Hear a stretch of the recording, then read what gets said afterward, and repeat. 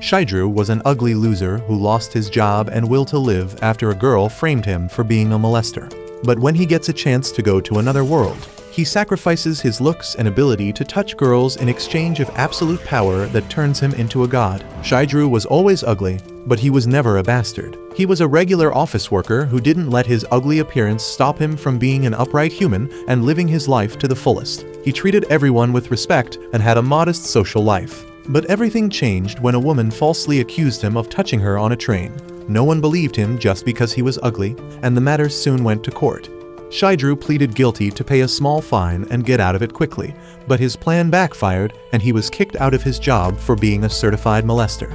However, a few years later, the woman who falsely accused him was arrested for running a scam. She wasn't even in it for money and framed the men she found ugly on purpose. Shigeru was furious, but he couldn't do anything about it. Because of the trauma he faced from the incident, he lost his confidence, and he could not find a job. Things got worse as time passed, and Shigeru became a jobless shut-in. He ate through his savings and even his parents' money when one day, he reads an article about people going missing in his area. He wishes he would disappear too, but as he reads the comments under the article, he finds a guy who claims that he visited another world. He says that he messed up by distributing his stat points wrong at the beginning and had to return back to Earth by sacrificing half his life. Shigeru laughs at this, but he is too desperate and decides to follow the instructions left by the guy. He faces towards the windows with his arms raised, and then, as the clock hits 2, his laptop screen changes by itself, asking him if he wants to start a new life. Shigeru thinks it is just a virus, but he plays along, clicking next on the page. The next page shows him that he would be 16 years old in the new life, and he could alter how many points he would put into his looks. Having been an ugly man all his life, Shigeru drops the value from 5 to -255, and that gives him a huge amount of bonus stat points.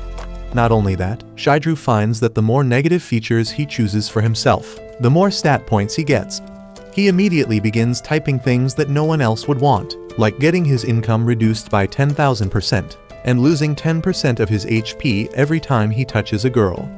As for his final condition, he writes that if he ever loses his V card, he loses his life, and the system gives him 100 trillion bonus stat points in return. However, before Shigeru can distribute those points to his stats, the timer reaches 0, and he is sent to another world. When he wakes up, he finds that he has become more ugly than he was in his previous life, and on top of that, he is twice as heavy as the average American. Just then, more people arrive there, and Shigeru gets shy on seeing the two girls in their underwear. The handsome guy takes off his shirt and gives it to one of the girls shivering from cold, and Shigeru tries to be a gentleman and does the same thing. However, the other girl refuses him because she doesn't want something worn by an ugly fatso. Anyway, the handsome guy introduces himself as Seiji. The blonde loli doesn't share her name, and the second girl introduces herself as Seika. All of them are 16, and they find it hard to believe that Shigeru is the same age as them. Seiji takes the lead and confirms that all of them came to this world following the same method. But while they talk, Shigeru decides to search the room because he isn't here to make friends. He opens a drawer and finds a gold coin in it, which disappears just as he touches it. He realizes that since he put the condition to reduce his income, the money vanished, but decides not to worry too much about it. Just then, Seiji comes inside and tells Shigeru that they should look for resources together. Soon, they find a bunch of weapons and clothes as well as some coins. Shigeru doesn't think that the tiny clothes would fit him, but they turn out to be magical and adjust to everyone's body. Next, the girls decide to divide the money amongst them, but they point out that there are only 7 coins and 8 people here. They believe that Shigeru stole the 8th coin, and he realizes that they are right. He decides to let them have all the coins to themselves, and even though Seiji tells him that it is unfair, Seika tells him that they should keep the coins because Shigeru didn't even help in finding them. Shigeru hates the spoiled bitch already, but he decides to ignore her and deal with Seiji, asking if he can have the axe in exchange for the money. Seika is against that, and even Seiji says that he can't take those decisions alone. He reveals that in his original life, he was selfish and had communication issues, and he is trying hard to be different in this life. He points out that Shigeru seems to have some issues himself as well, and he should try to get over them. In the end, they decide to divide the weapons with rock, paper, scissors, and Shigeru loses to everyone, getting only the wooden club as his weapon. Next, Seiji says that they should shake hands to mark the start of their adventure. But Shigeru refuses because he isn't taking any risks this time. Soon, they find a map and decide to head to the nearest town. But as soon as they open the door, they find a small goblin ready to attack them. Seiji quickly takes action and kills the goblin with a single strike. But then he finds that more of them are heading this way. He takes the lead, telling the blonde Loli to support him on the front lines while Seika strings her bow to join the fight. He asks Shigeru to protect Seika in the meantime, and then starts defeating the goblins one by one. Seika, however, is a total noob who can't even string a bow, and while Shigeru is judging him, a goblin attacks him from behind. He decides to finish it off in one hit, but he finds that he is ridiculously weak right now. The small goblin is able to push him back, and when Shigeru wonders how can he so weak despite having 100 trillion stat points, he realizes that he ran out of time before he could distribute them. He then decides to fight back against the goblin with his current stats and manages to defeat it with his next strike. Suddenly, a status window opens in front of him, and he finds that killing just one goblin makes him reach level 32 because he has a 10,000% exp increase bonus. Just then, Seiji and the Loli also level up, and they assign their stat points to strength and stamina.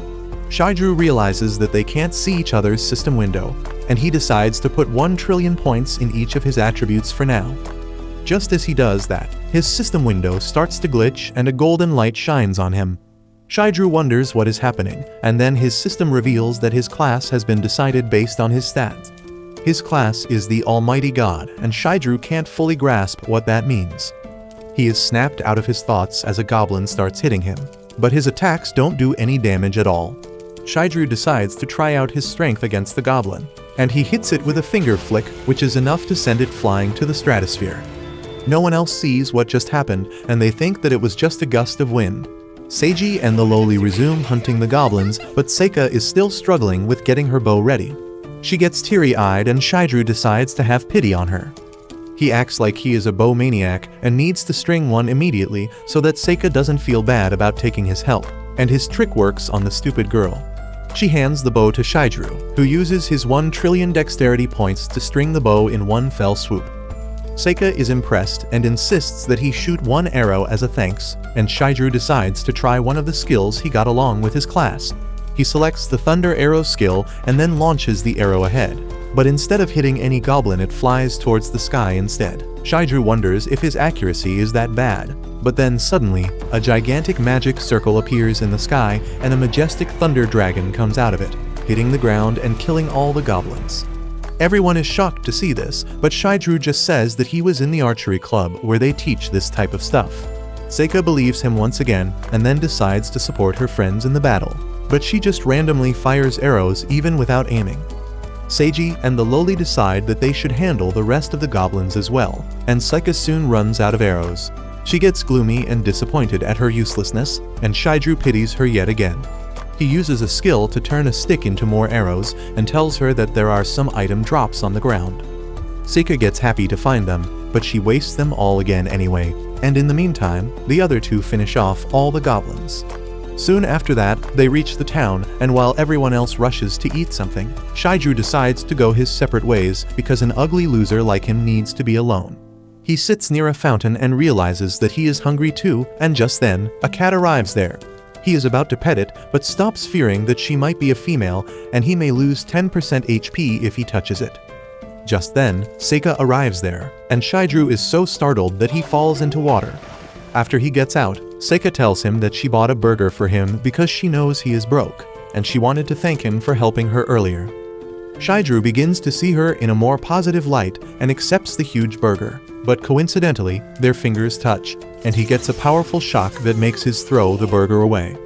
He suffers 58 trillion damage, which is enough to destroy the world 300 times over. But the bigger problem is that Seika is upset now because she thinks that Shigeru threw away the burger on purpose. However, he has his skills from the days when he was a top salesman, and he tells Seika that he was startled because she is too beautiful. He tells her that he will eat the burger she bought for him, and she tells him that it is too dirty. She offers him the one she bought for herself instead because she is really grateful to him, and he decides to accept her gratitude. As he eats the burger, Seiji and the Loli find them, and Shigeru decides to stick around till he pays Seika for the burger. Soon after that, Seika heads to a store to buy some arrows because she runs out of them so quickly. She keeps asking the shopkeeper for more arrows, claiming that she is rich enough to pay for them. But the man tells her that her bag is already full. Shigeru is also with her, and he wants to help her out. But he can't tell her that he can create arrows anytime he wants. Anyway, Seika asks him if he is not going to buy anything, and she immediately answers her question, realizing that he can't buy anything because he is broke. Once they head outside, Seiji and the lowly return after finding a good inn to stay at night. Shigeru says that he will stay in the park because obviously he has no money, but Seika says that she will pay for his room. Shigeru tries to tell her that there is no need for that, but Seika plays the woman card and asks if he doesn't want a girl to pay for his room. Shigeru isn't even give the time to reply as Seika grabs his hand and starts dragging him along, but since she touches him through the clothes, he doesn't take any damage. Later that night, Shigeru thinks that he can't stay here any longer because then he will be under more debt to Sokka and others. He decides to find a way to make a living despite the restriction of reducing his income to 1,000th part, and he suddenly gets an idea. The next day, Seiji and others wake up to find some delicious cookies and food waiting on the table for them. Shigeru tells them to help him because he can't eat it all, and they ask how did he get all that when he doesn't have any money. Shigeru replies that he used a technique that makes people want to give him something in return. However, he just created some arrows using sticks and used the barter system to sell them for food instead of money. Seika tells him that he doesn't need to beg just because he is broke, because she can always help him out. Well, Shigeru thinks that he has repaid his debt to her, so he doesn't need to stick around any longer. Once they are done eating, Seiji pulls out the map and says that they need to start going on quests so that they can earn some money. He has noticed that the monsters they fought yesterday didn't drop any money or loot, so he is planning to check out a cave nearby. Shigeru is impressed by Seiji's decision-making abilities, when suddenly, a rugged man arrives there, saying that he can be his guide to the cave. The man introduces himself as Kyoshiro and claims to be reincarnated just like them. He freaks out a bit on seeing Shigeru's ugly mug, but then asks if they are all new here. Seiji immediately gets up to talk to him while keeping his guard up, and then Kyoshiro pulls out some green cards from his pocket, saying that it is an item they find at the first log house, and they can get a full discount at the inn using it once. Seika panics on hearing this because they didn't find the cards, and Kyoshiro tells her that she can get a full refund even if she shows the cards now. He tells her to take them, and Seika immediately takes the cards, much to Seiji's disbelief because he still doesn't trust Kyoshiro fully yet. Shigeru is the same, and he thinks that rather than being a guide, Kyoshiro is someone who exploits newbies. He thinks that he can handle the situation if things go bad, and for now, he decides to let Seiji make the decision. Seiji weighs the pros and cons of the situation, and decides to hire Kyoshiro to guide them in the end because they need information and ways to level up quickly. With that, Kyoshiro leads the group to the cave, and soon, a bunch of goblins arrive there. Seika immediately starts firing arrows at them, but none of them actually hit. Shigeru is disappointed, and Kyoshiro tells Seika to think that her arrows are worth 1,000,000 yen before firing.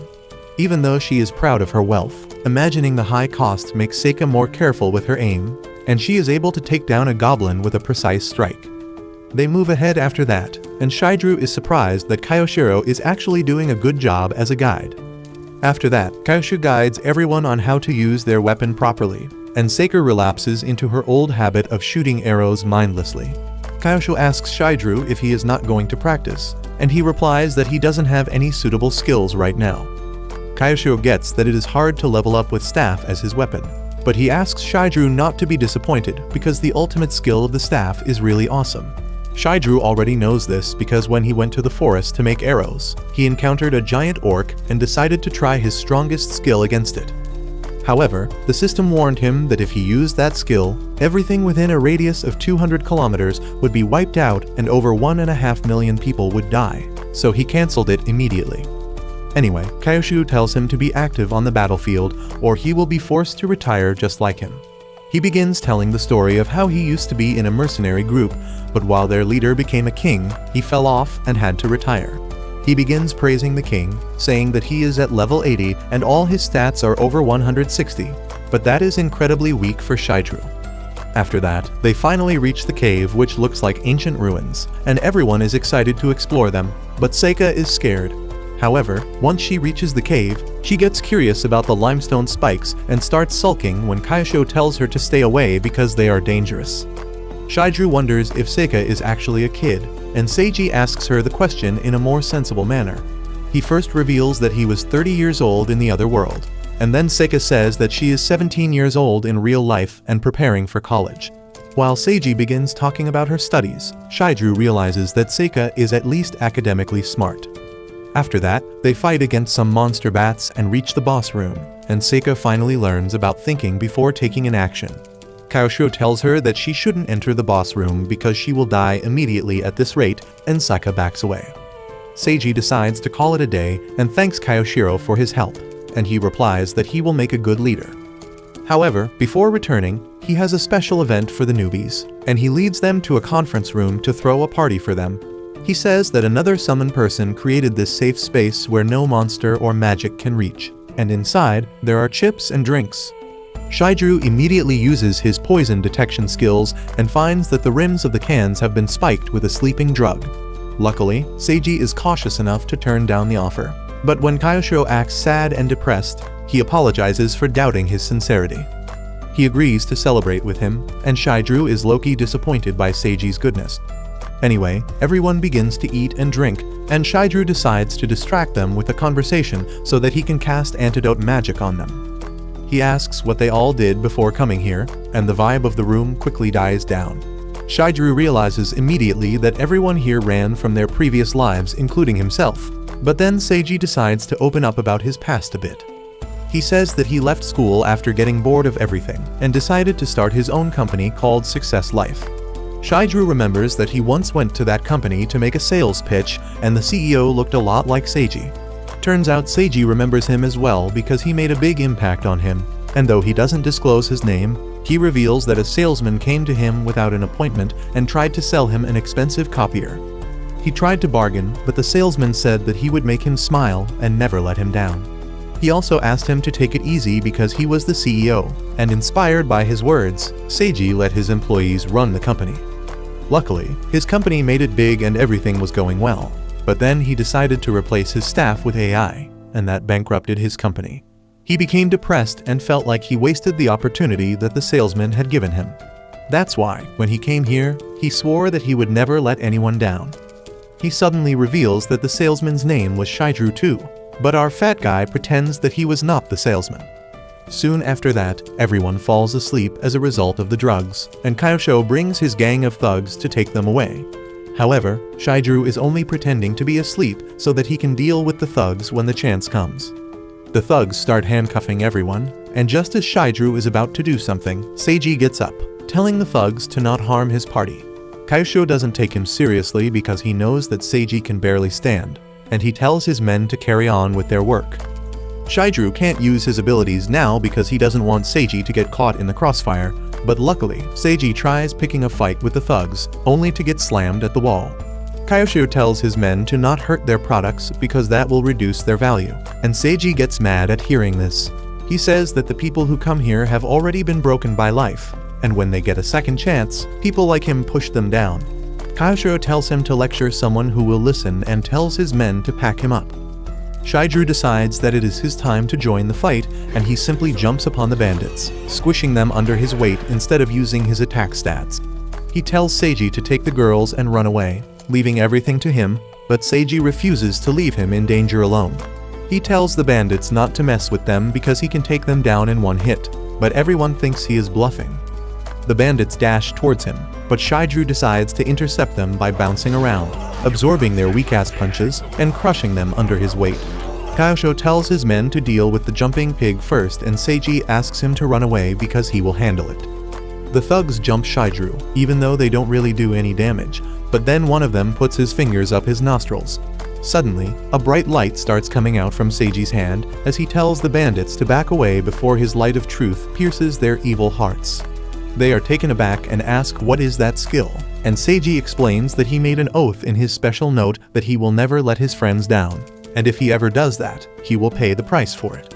Because of that oath, he received a lot of bonus points, and he put them in his special skill that activates when he is angry. He tells the bandits that this is their last chance to run away, But Kyosho says that they will just chop off his hand before he can attack them.